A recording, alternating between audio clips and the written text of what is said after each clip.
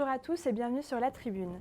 Pénurie de masques, de médicaments, besoin rapide de trouver un traitement contre le coronavirus, la crise sanitaire a mis en lumière le besoin criant d'innover dans la santé en France. Pourquoi est-ce si difficile? Comment se financer quand on est une start-up dans la santé? Comment s'adapter aux contraintes réglementaires?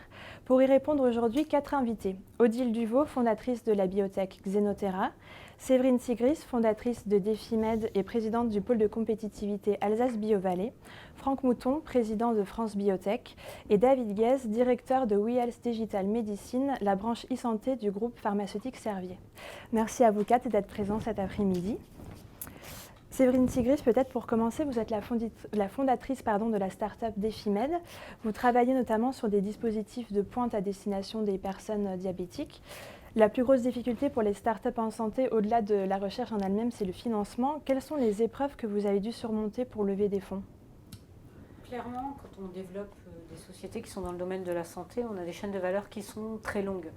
Et quand on va chercher des fonds dans le domaine de la santé, eh bien, les investisseurs privés vont chercher des investissements plus ou moins à court terme. Et nous, on se retrouve dans des investissements qui sont à long terme.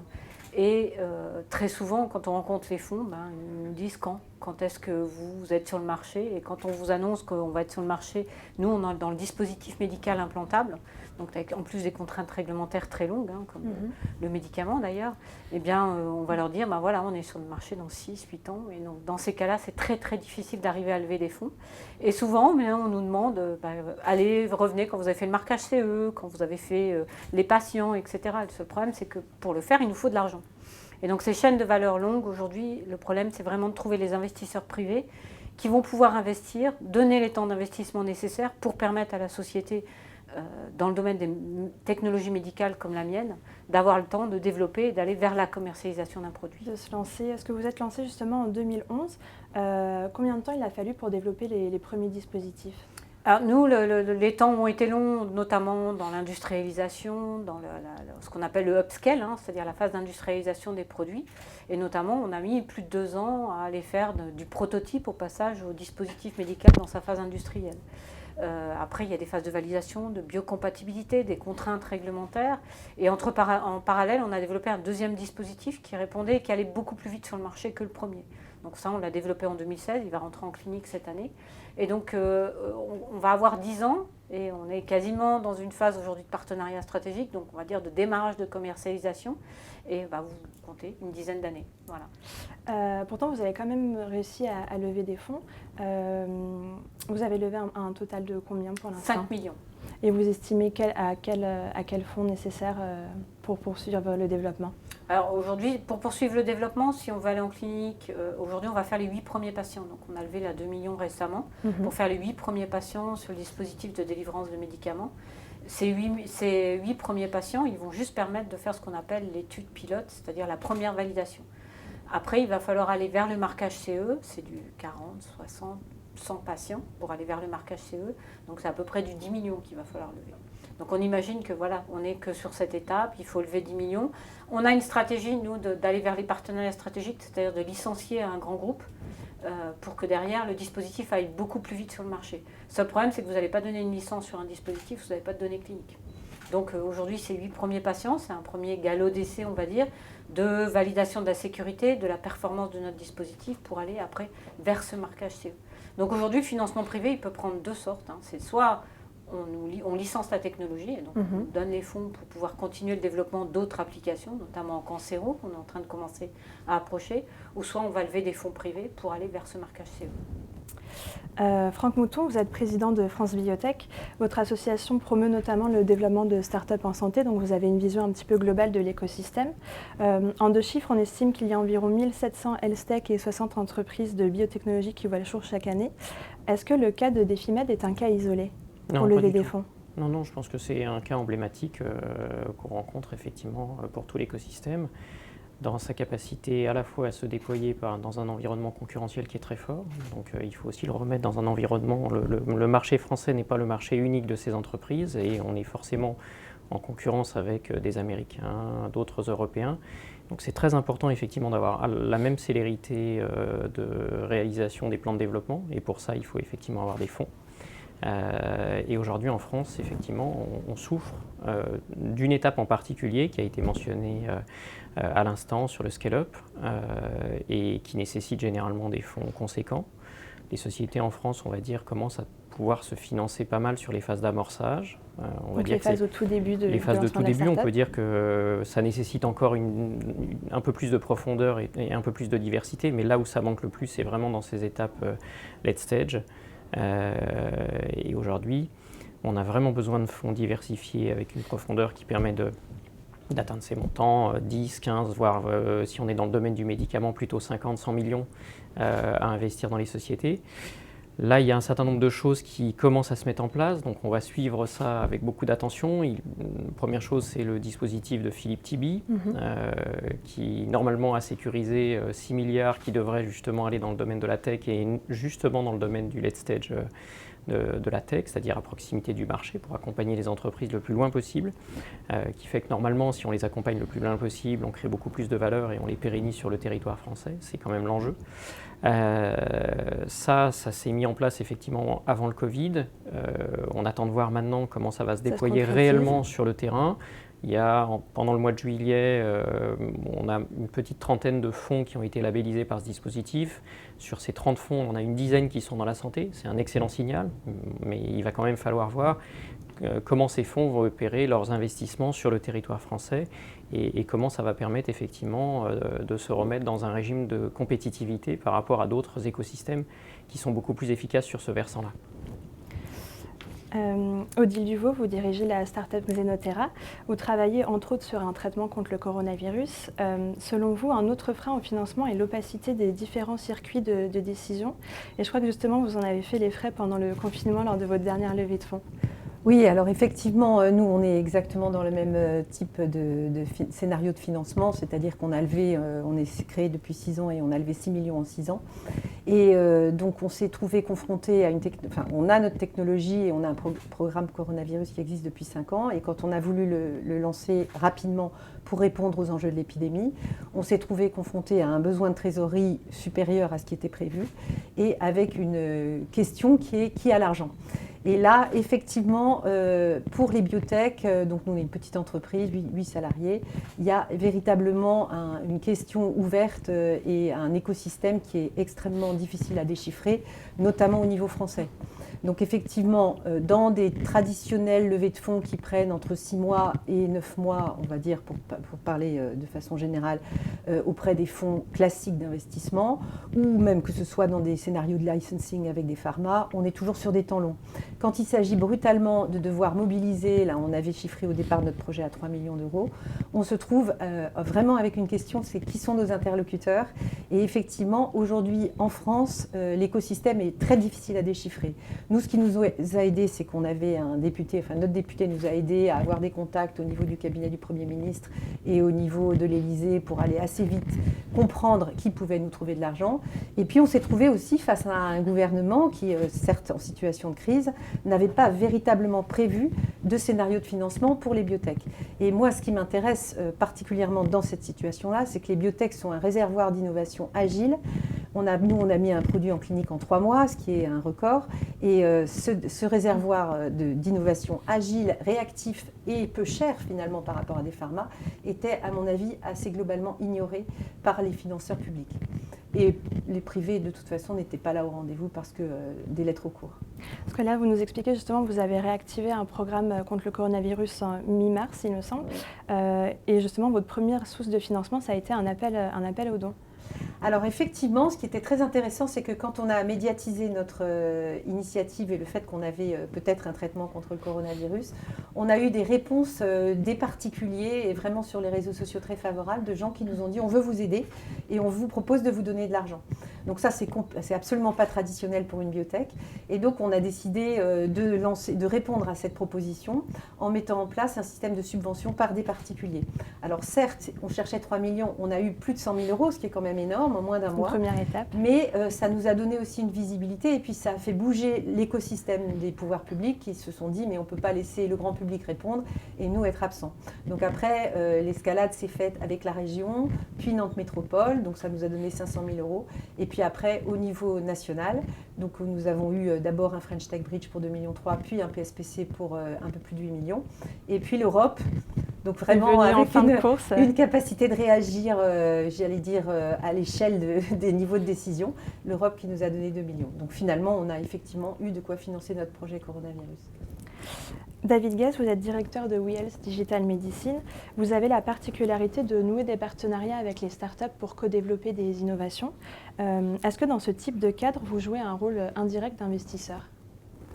Je pense qu'en effet, depuis 5 ans, puisqu'on discutait tout à l'heure de la date de création de WeHealth, une structure au sein du groupe Servier, l'idée a été vraiment de créer une entité capable, une équipe, une entité, des produits capables d'aller dans les solutions digitales, dans les solutions connectées, pour aider à transformer la qualité de vie, à améliorer la qualité de vie des patients, mais aussi des professionnels de santé, et à transformer aussi une partie de la manière de pratiquer la médecine au moyen d'outils un petit peu nouveaux qui allaient accélérer, je dirais, la transmission d'informations.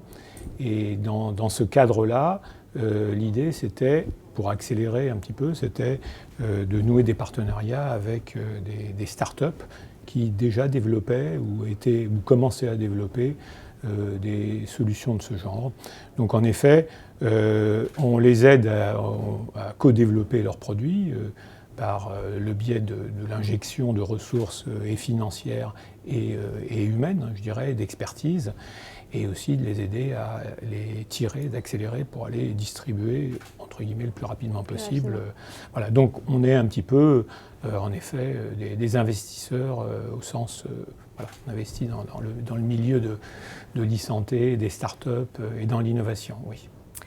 Franck Mouton, France Biotech réalise un panorama tous les ans des startups de la santé. J'ai trouvé un chiffre intéressant dans le panorama de l'année dernière. 81% des fondateurs d'entreprises de santé sont avant tout des médecins ou des scientifiques, c'est-à-dire des personnes dont le métier principal n'est pas d'aller démarcher des investisseurs ou des partenaires. Est-ce que c'est aussi un élément de réponse pour expliquer que ce sont souvent des profils qui finalement apprennent sur le tas à être à la fois d'un côté médecin et de l'autre côté entrepreneur ? Alors, c'est pas propre à notre écosystème français, donc je dirais non. Je pense que,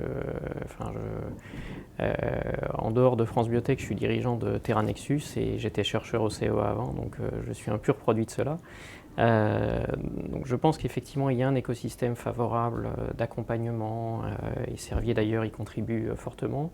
France Biotech, vous avez beaucoup de choses qui sont mises en place au sein de France Biotech pour accompagner les entrepreneurs dans différentes dimensions. On a parlé du financement, vous avez le 5-6 octobre, un événement majeur qui maintenant est devenu un événement européen. France Biotech est à l'origine de cet événement, ce sont les Health Tech Investor Days, qui réunissent en fait tous les fleurons français et européens en face d'une centaine d'investisseurs, enfin plus d'une centaine d'investisseurs maintenant. Vous voyez, il y a tout cet écosystème-là en fait commence à se mettre en place, se professionnalise. Effectivement, il y a besoin de deux choses, des fonds structurés qui viennent effectivement accompagner les difficultés qu'on rencontre, qu'on a abordées ici. Il y a un autre aspect aussi parce que cette dynamique entrepreneuriale est très forte en France et il faut continuer à la soutenir. On l'a vu, c'est un des facteurs clés de succès pour notre indépendance sanitaire, de miser sur les technologies, de miser sur cette dynamique entrepreneuriale. Il y a l'aspect financier et il y a un autre aspect qui est très important, c'est de réaligner notre système de soins dans sa capacité à voir ces innovations et à les intégrer dans notre système de soins, parce que ce n'est pas normal que les entreprises françaises aient accès à d'autres marchés internationaux et aient de grosses difficultés à accéder au marché français. Et ça aussi, c'est une problématique qu'il faut régler. C'est-à-dire qu'il y a là les enjeux conjoncturels qu'on a vus là pour pouvoir financer des innovations qui vont répondre à une problématique sanitaire immédiate.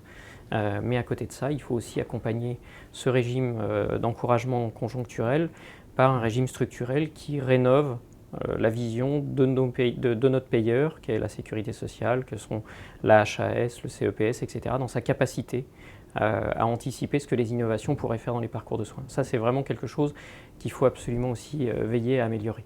Et donc intégrer directement les solutions qui sont développées justement par des startups comme les vôtres dans notre marché français.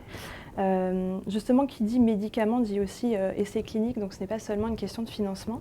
Et là aussi, je crois que ça peut ressembler au parcours du combattant parfois. Peut-être pour poser le cadre entre la recherche en laboratoire et la commercialisation, quelles vont être les étapes principales pour développer un médicament avant son accès sur le marché? Pour le médicament, je vais répondre, puis vous compléterez. Donc un médicament, il y a d'abord un travail de paillasse où on découvre l'intérêt du concept, un travail de laboratoire pur. En général, souvent à l'origine, on a des laboratoires académiques, INSERM, CNRS, etc. Et puis ensuite, il y a toute une phase de développement pharmaceutique. Et là, c'est très important d'arriver à passer de l'idée à quelque chose qui pourrait devenir un vrai médicament, pardon de l'expression du vrai. Et ensuite, des étapes de toxicologie préclinique qui démontrent l'innocuité du médicament et son efficacité sur des animaux, pour passer ensuite en phase 1, étape chez les volontaires sains, puis phase 2 chez quelques patients, puis phase 3 chez de nombreux patients avec une efficacité statistiquement démontrée, et puis ensuite au marché, qui est encore une autre histoire avec effectivement la politique de remboursement. Donc cette chaîne longue qui explique aussi le fait que ça dure, comme vous le disiez tout à l'heure, de nombreuses années, coûte de plus en plus cher, mais au-delà de ça, effectivement, elle nécessite, et moi je souscris complètement aux propos de Franck Mouton, elle nécessite une fluidité des décideurs qui aujourd'hui est véritablement, à mon avis, un handicap de notre environnement français. Alors les Pourquoi choses bougent parce que, par exemple, si on prend les États-Unis, je vais prendre encore le cas du Covid, la FDA qui donne les autorisations d'essais cliniques a travaillé main dans la main avec les gens qui choisissaient les projets qui étaient financés, de façon à ce que ce soit fluide. En France, ça ne marche pas comme ça aujourd'hui, c'est-à-dire que les financements peuvent arriver, mais les autorisations d'essais cliniques sont décorrélées des sujets de financement, pour des raisons presque, je dirais, idéologiques, qu'on peut comprendre d'indépendance, mais qui du coup, dans un cas d'urgence comme celui du Covid, pénalisent véritablement l'innovation. Chez Xenotera, on était prêt pour commencer la clinique en juin. On a attendu 2 mois l'autorisation d'essai clinique pour un travail, certes, d'examen qu'on avait anticipé avant, mais malgré tout, qui était lié à la décorrélation entre le financeur, le secrétariat général pour l'investissement, et l'agence, en l'occurrence la NSM, qui donnait l'autorisation. Donc on s'est retrouvé pendant 2 mois à, j'allais dire, piétiner. On était prêts, nos produits étaient dans leurs flacons, prêts à être envoyés dans les hôpitaux. Et pendant ce temps-là, parce que vous aviez complètement raison de le souligner, Franck, on est sur un jeu mondial. Et pendant ce temps-là, vous avez d'autres acteurs mondiaux qui peuvent se positionner. Qui continuent d'avancer. Voilà. Et alors, c'est pas pour gagner à tout prix, mais c'est qu'on a besoin que tout le monde mettre sa pierre à l'édifice. Moi, je suis très attachée à ça. Ça veut dire qu'on ne peut pas se priver d'un innovateur français en ne laissant qu'un Américain, par exemple, prendre la place. Plus généralement, on sait que en thérapeutique, c'est un ensemble de traitements qui vont arriver sur le marché. Chacun apportera ses avantages. Il y aura peut-être un gagnant à long terme, mais dans l'immédiat, il faut absolument multiplier les possibilités d'innovation pour le bien des patients. Et justement, vous parliez de l'Autorité nationale de la sécurité du médicament, donc la NSM. Vous avez déposé le dossier en juin pour commencer les essais cliniques pour votre traitement contre le coronavirus. Est-ce que ça a été plus rapide que d'habitude, le délai d'instruction ou... Alors, en fait, c'est vrai que si on fait des benchmarks sur ce qui peut se passer sur d'autres médicaments, effectivement, on peut considérer qu'avoir une autorisation d'essai clinique en moins de 2 mois est quelque chose de rapide pour la France. Il faut savoir que quand même, dans ce jeu mondial, les agences ne sont pas du tout toutes de la même, ne travaillent pas du tout de la même façon, voilà, et que ça reste quand même un délai relativement long quand on sait, mais je ne parle pas que des États-Unis, je peux parler du Mexique avec qui on discute aujourd'hui, donc on peut avoir dans des cas notamment d'urgence sanitaire comme celle-ci, des autorisations qui sont délivrées en quelques jours.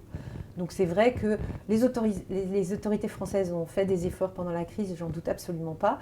Donc on regarde le verre à moitié plein, on dit ça a été plus rapide que ça ne l'a été, ça ne pourrait l'être, mais à l'inverse, par rapport à un jeu mondial, on reste encore, à mon avis... On peut mieux faire encore. Voilà, on reste encore avec des marges de progrès. Séverine Sigris, vous avez volontairement fait le choix de reporter un dépôt de dossier pour essai clinique. Pourquoi ? Alors, pour une raison assez simple, c'est que justement, il y avait des priorités qui étaient prises par la NSM sur la situation Covid. Et on savait que déposer notre dossier, on aurait pu le déposer en mars-avril, n'aurait pas passé le dossier comme prioritaire. Et de toute façon, l'entrée en phase clinique au niveau des hôpitaux aurait été décalée. Donc on a pris le choix de peaufiner le dossier et de se dire on va le déposer en août, on l'a déposé début août, pour pouvoir avoir justement le temps de le préparer et le temps d'avoir une instruction qui soit redevenue prioritaire par rapport à la situation actuelle. Parce qu'effectivement, moi je souriais en disant 2 mois, c'est bien, hein, 2 mois, franchement c'est vraiment bien, parce que les délais peuvent être beaucoup plus longs. Beaucoup plus long, c'est combien de mois habituellement? Alors, il y a des délais incompressibles, hein, entre la phase de recevabilité qui prend 1 semaine, ça, il y a quand même des démarches légales qui font que les délais sont incompressibles. Mais après, entre le retour aux questions, les questions qu'on doit répondre et ce qui peut être posé, hein, tant que le dossier n'est pas déposé, on ne peut pas imaginer les questions qui vont être posées, on peut penser être le plus près possible. Mais du coup, on peut, au lieu d'avoir des 3 mois, moi j'ai vu des dossiers qui finalement ont une entrée en phase clinique à plus de 18 mois, parce que derrière, il y a eu des questions, des choses qui n'ont pas été vues, des choses qu'on voulu renforcer. Alors, le côté sécuritaire est normal, mais à un moment donné, quand on est effectivement dans des urgences sanitaires, je veux dire, il y a à se dire qu'il faut quand même aller un peu vite. Donc, il faut surveiller, mais il faut quand même être en capacité d'aller beaucoup plus vite. Alors après, nous, on a la chance, hein, la recevabilité a apparu, enfin, ça a été vite, on est pourtant en plein mois d'août, mais la NSM a fait, on va dire, le travail, et le dossier aujourd'hui est jugé recevable, donc il est en train d'être instruit. Mais il y a les comités d'éthique, CPP. Nous, on a une étude clinique qui est très complexe, on est sur du dispositif implantable. Alors, le médicament a sa complexité, mais nous, on fait de la phase 1, 2A. Donc, on n'a pas de volontaires sains, évidemment. Tous les gens qui vont avoir le dispositif sont des gens qui sont malades. Porteurs de la maladie. Voilà, les diabétiques qui seront porteurs du dispositif, on veut voir une efficacité. Donc, on est, nous, sur une démarche aussi qui est un peu plus complexe et qui nécessite un certain nombre de choses. On est de l'implantation long terme. Donc, réglementairement, on doit fournir un certain nombre de documents en espérant que le document est aussi abouti que possible. Vous parliez du comité d'éthique, c'est la phase qui arrive après justement le dépôt de dossier auprès de la NSM. En parallèle, les deux. En fait, quand on dépose au niveau des autorités compétentes, on dépose au niveau du comité d'éthique. Alors nous, on parlait de la façon dont on développe un produit. Nous, c'est particulier, hein. Notre produit a été développé au travers d'une association de patients qui s'appelle le Centre européen d'études diabète. Donc on est vraiment parti d'une demande patient, pas d'une recherche, on va dire, plus fondamentale, et d'essayer de trouver une solution. Et nous, aujourd'hui, on a, je vais appeler ça une fenêtre de tir, mais ce n'est pas tout à fait ce que je veux dire, c'est qu'on a des patients qui sont en désert thérapeutique, parce que la pompe pour laquelle ils étaient équipés était une pompe implantable. La fabrication a été arrêtée. Et donc ces patients, aujourd'hui, nous, la NSM nous a vraiment dit, venez vite, parce qu'ils n'ont plus rien. Il y a un vrai besoin. Voilà, il y a un vrai besoin. Donc on espère effectivement pouvoir rentrer vite en clinique pour répondre à des patients qui, aujourd'hui, sans cette pompe, n'ont plus de solution, ce qu'on appelle les patients qui sont non répondeurs, entre guillemets, à l'insuline, pour lesquels on apporte une solution thérapeutique. Et on parlait des échanges, là moi je reviens, on commence à anticiper ces échanges, il y a des choses quand même qui sont bien en France, et qui se développent, la HAS et ses forfaits innovation, qui vont nous permettre, on espère, dans une deuxième phase, de pouvoir équiper rapidement un ensemble de ces patients et d'avoir ce financement. On ne serait plus dans une démarche de levée de fonds, mais les autorités pourraient financer notre deuxième phase de développement, donc la phase 2, et prendre le relais. Alors à la fois toujours en études cliniques, parce que c'est dans l'objectif de valider la performance, mais en même temps en prenant en charge une partie du financement, ce qui va accélérer le développement et le déploiement de la solution aux patients. David Guez, on évoque la lenteur des dossiers. Vous faites avec We Health Digital Medicine beaucoup de partenariats avec des universités. Et vous me disiez notamment beaucoup d'universités américaines parce que c'est plus simple et plus rapide quand bien même vous êtes basé à Paris. Pourquoi ? Je dirais que en France, c'est aussi faisable. Hein. Il faut, aux USA, je dirais, l'innovation et tout ce dont on a parlé, le travail, je dirais, on parlait d'une chaîne de valeur. Je dirais, il commence beaucoup plus tôt que, à la limite, un dépôt de dossier. Il commence même avant. Je dirais, les dossiers sont étudiés avant le dépôt de dossier pour que ça accélère. Je parle de l'e-santé aussi. Hein. C'est-à-dire qu'il y a vraiment une volonté farouche de la part des autorités réglementaires de favoriser le développement de solutions digitales. Pourquoi ? Parce que derrière, il y a, entre guillemets, une industrie, il y a des emplois et il y a aussi une qualité de vie des personnes. On parle aujourd'hui de l'élection américaine. Voilà, on va chercher les gens qui sont contents. C'est partout pareil, y compris en France. Donc, on pratique des partenariats stratégiques parce que pour ces solutions, je parlais tout à l'heure de transformation, voilà, ce n'est pas simplement mettre à disposition une application ou un appareil connecté, que ce soit un device ou pas, mais ensuite il faut que entre guillemets, la mentalité de l'ensemble des acteurs de la santé, que ce soit un médecin généraliste installé, un médecin à l'hôpital, une administration hospitalière, des autorités réglementaires soient entièrement d'accord sur tout ça. Donc il y a d'abord une phase de développement avec ces outils connectés, où on met en place un prototype qui marche techniquement déjà. Envoyer des données dans un cloud, voilà, il faut que ça marche.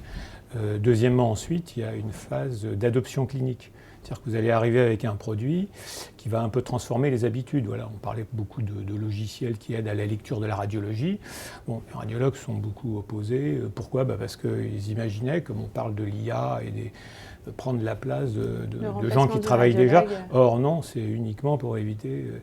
Voilà, il y a des études qui l'ont montré qu'on fasse, un oubli sur un diagnostic, parce que quand vous voyez 100 images radiologiques dans la journée, voilà, ou quand vous ne captez pas des données, vous avez du mal à suivre l'évolution d'un patient. Or, c'est capital pour savoir s'il est sur une courbe, entre guillemets, d'aggravation ou plutôt sur une courbe où on est plutôt sur une partie curative où ça va mieux. Donc, et en plus, il y a tout ce qui est prévention. On parle du Covid aujourd'hui, avoir des informations, des datas pour savoir où sont les patients et comment ça se transmet, c'est capital. Et donc tout se termine, et c'est pour ça que je pense qu'aux USA, ils sont très très favorables à ça. Ils ont derrière des grosses industries qui travaillent sur la data et qui sont in fine à la fin, je dirais, le nouvel Eldorado, entre guillemets, de ces industries qui vont favoriser la récolte de données pour pouvoir réaliser cette médecine des 4P, prévention, prédiction, personnalisation aussi. On parle beaucoup de médicaments, mais aujourd'hui, par exemple, dans le cancer du sein, 2 patientes, le même médicament ne marche pas chez 2 patientes qui ont pas le même cancer, mais voilà. Donc tout le développement aussi de la génomique, donc des informations qui viennent du patient, sont extrêmement importantes dans le choix, dans l'aide à la décision. Vous parliez des États-Unis justement. Est-ce qu'en France et en Europe, on sait qu'on a une vision plutôt très protectrice des données, notamment des données de santé. Est-ce que côté patient, il y a le marché pour l'instant en France ? Je pense qu'il faut vraiment un accompagnement. C'est-à-dire que il faudrait réaliser, voilà pourquoi je m'intéresse à cette partie, c'est parce que je pense qu'il faut exporter ou importer du moins cette manière de voir les choses pour accélérer le développement. Que ce soit des médicaments, parce que la France était quand même parmi les premières, il y a 40, 50 ans, à déposer des brevets dans l'industrie pharma. Voilà, il n'y a pas que la situation d'urgence qui a fait que, il y a aussi tout un accompagnement, mais très volontariste, et je dirais, avec une prise de risque. Voilà. Donc il faudrait imaginer qu'aujourd'hui, en France et en Europe, on ait cette volonté d'accélérer en s'investissant vraiment beaucoup plus. C'est vous d'ailleurs, je crois, Dilivo, qui parlez justement de changement de culture à avoir aussi pour innover en France. Oui, parce que il y a certes ce qu'on disait, donc effectivement le fait de ne pas opposer le sujet de l'innovation technologique qui est à l'origine souvent, comme je le disais, dans la recherche fondamentale, et le fait de le développer, voire de réussir sur le plan financier. Donc ça fait partie des changements culturels à opérer, c'est-à-dire vraiment ne pas opposer les choses, des gens qui trouvent et des gens qui deviennent riches. C'est un peu caricatural ce que je dis. Et le deuxième champ culturel, à mon avis, sur lequel il faudrait vraiment arriver à évoluer, c'est qu'aujourd'hui, on a trop, à mon avis, en France, de start-up qui disent, voilà, j'ai démarré, j'ai valorisé l'entreprise, je trouve à ce moment-là un Américain qui arrive et qui me propose de racheter, et je suis tellement content que je vends et on n'en parle plus. Et en fait, l'innovation technologique issue de la recherche française et européenne en général, souffre à mon avis de ça, et notamment en France où on a peu de TI finalement. On a des PME, TPE comme nous, qui démarrent et qui un jour se disent c'est tellement dur de trouver de l'argent, j'ai quelqu'un qui prend et je vends. Et ça on le voit dans la tech, pas que en biologie. Et effectivement, alors c'est pour ça que je parle aussi de changement culturel, parce que d'abord il faudrait il faut qu'on soit tous contents du succès des autres, hein, et qu'en France, on salue les réussites comme ça se fait très bien aux États-Unis, ça c'est plus culturel. Et puis deuxièmement, il faudrait aussi que nous, entrepreneurs, on ait aussi une espèce de responsabilité sociale, et j'espère que pour ce qui est de Xenotera, on arrivera à le tenir, qui est de se dire qu'au fond, créer des champions français, européens, qui nous donnent une certaine autonomie technologique et thérapeutique pour les patients, on l'a vu dans la crise, mais plus largement, et qui aussi crée des emplois, de la valeur, et qui démontre toute la capacité d'innovation technologique qu'on a ici, hein, comme le souligne tout à fait M. Guez, eh bien ça, il faut absolument qu'on tienne, nous aussi entrepreneurs. Ça ne dépend pas que de l'environnement extérieur politique et économique. L'accompagnement, c'est aussi dans les têtes, dans nos têtes. De valeur, je pense. Jusqu'à la réalisation, jusqu'à la réussite.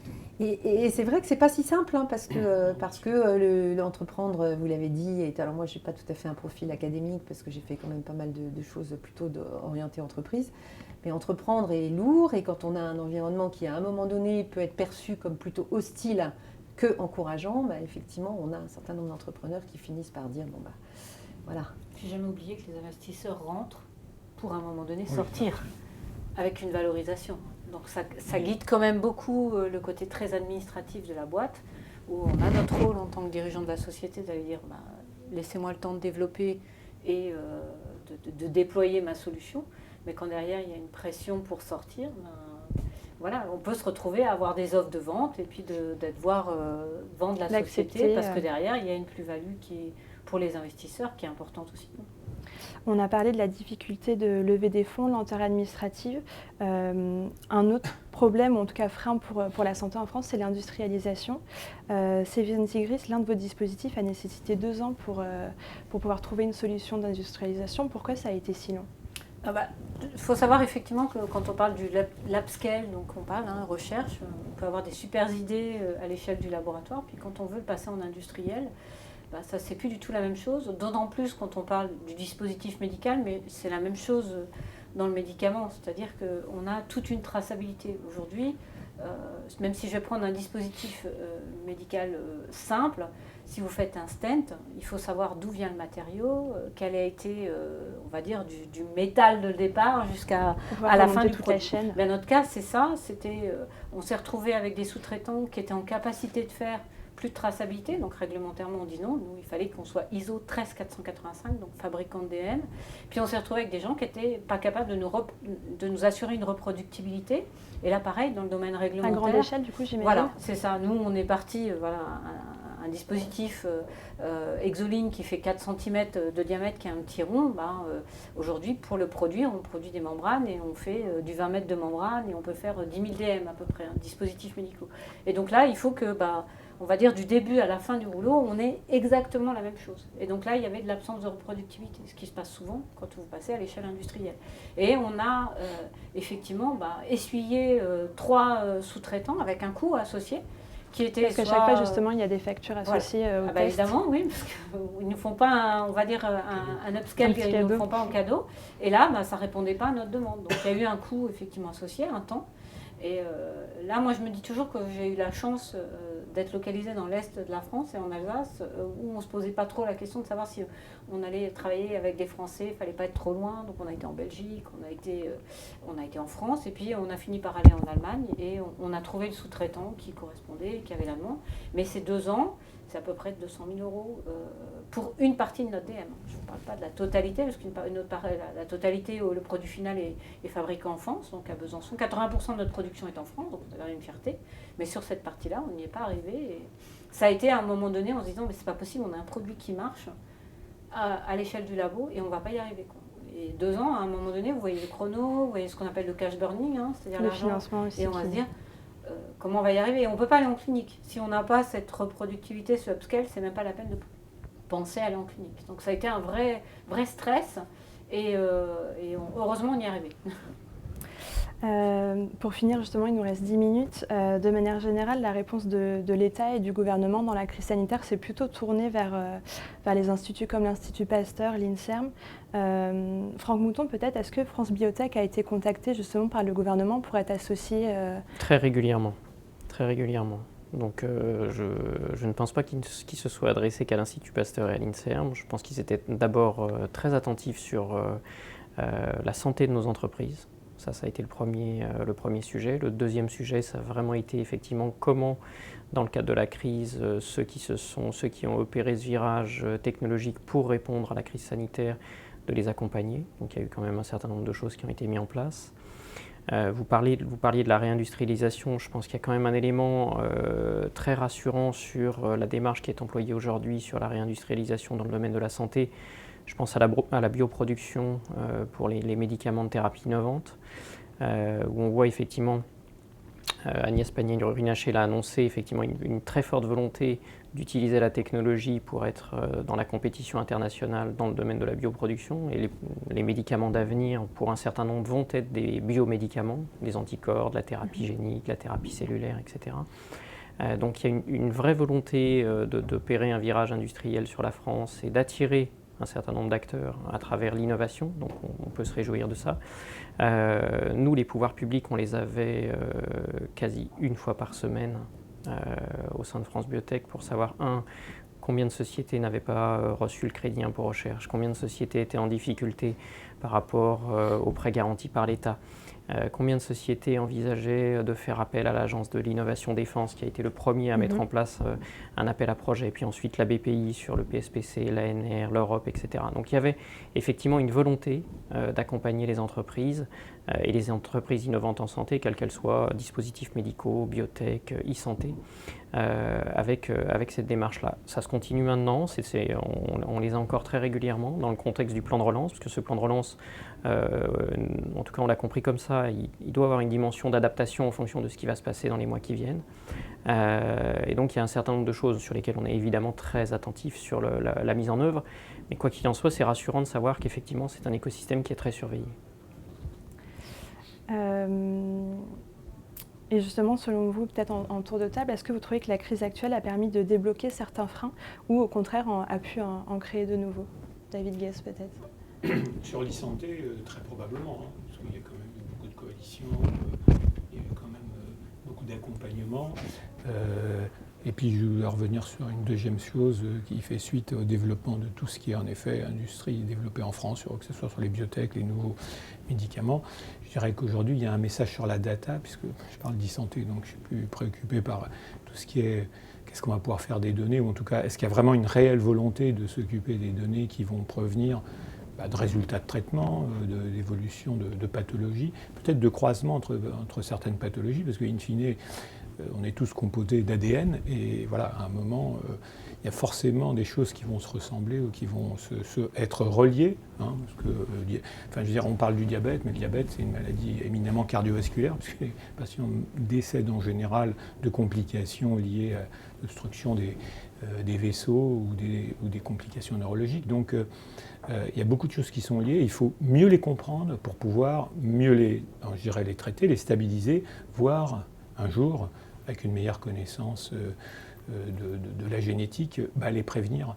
Parce qu'il y a un certain nombre d'interventions qui pourraient être faites, qu'elles soient médicamenteuses ou qu'elles soient non médicamenteuses, qui pourraient permettre de prévenir un certain nombre de pathologies, ou du moins les atténuer, voilà, ou les rendre traitables, on va dire. Séverine Tigris, sur la question des freins ou des opportunités créées par la crise. Alors moi j'ai été assez surprise parce que moi il faut savoir qu'on a signé notre LOI, donc la lettre d'intention d'investissement le 13 mars, le confinement a commencé le 15. Et donc on avait quelques inquiétudes, hein. On se disait voilà, on arrive dans une bonne phase et ça risque d'être compliqué. Et on a eu énormément de relations, alors que ce soit d'ailleurs au niveau des services de l'État, mais aussi de BPI, pour vraiment aller dans cette démarche de soutien, de dire à quel moment vous risquez d'être dans difficulté, si votre levée prend du retard, votre dossier d'entrée en phase clinique. Parce que nous, on était hors sujet Covid. On n'était vraiment pas dans le sujet, on était dans le diabète, dans le développement de délivrance de médicaments. Et là, il n'y a pas eu de sujet. Il y a eu une volonté d'accompagnement pour que les sociétés, justement, puissent maintenir son activité. Donc nous, on a eu le prêt garanti d'État, on a eu le soutien nécessaire pour arriver à finaliser notre levée de fonds sans être en présentiel, puisque c'était impossible. À distance. Et donc ça, je pense que la situation a permis de pouvoir pérenniser une activité qui aurait pu être mise en danger par la situation actuelle, avec un vrai souci. Je pense que la semaine d'après, moi j'avais déjà BPI au téléphone qui me demandait voilà comment ça va, qui faisait le lien avec nos partenaires bancaires, qui a dit bah voilà on peut mettre le prêt garanti d'État. Pour vous donner un ordre d'idée, moi le prêt garanti d'État je l'ai eu fin mars. Donc vraiment pour ne pas avoir ce gap, très réactif avec une mise en œuvre des partenaires banquiers qui ont joué le jeu. Et donc moi je me suis dit voilà il y a une vraie considération, on est des petits. Il faut être clair, on n'est pas un grand groupe, mais il y a une considération, même par nous on est 12 salariés, il y a vraiment une considération prise, on ne peut pas laisser tomber l'innovation, quel que soit son domaine d'activité. Et beaucoup d'accompagnement, Oui. Odile Duvaux. Alors nous, de la même façon, on a été effectivement très accompagnés au début. Bon, je crois qu'il faut quand même souligner les 2 efforts qui ont été faits par le gouvernement au niveau des finances publiques, à savoir d'une part le remboursement immédiat du crédit d'impôt recherche, qui a été opérant alors qu'il peut avoir quelquefois 8 à 9 mois de décalage. Donc pour vous donner un ordre de grandeur, chez Xenotera, c'est plus de 400 000 € cette année. Et puis la suspension de tous les remboursements qu'on avait vis-à-vis de la BPI, des avances remboursables, c'est-à-dire qu'au lancement des startups, en général, on bénéficie de ce qu'on appelle des avances remboursables, qui sont donc des formes de prêts à long terme à taux minimal. Donc ça, c'est un soutien immédiat qui a été vraiment, je pense, un pas très net et immédiat par la BPI locale, d'ailleurs en général, de façon très opérante.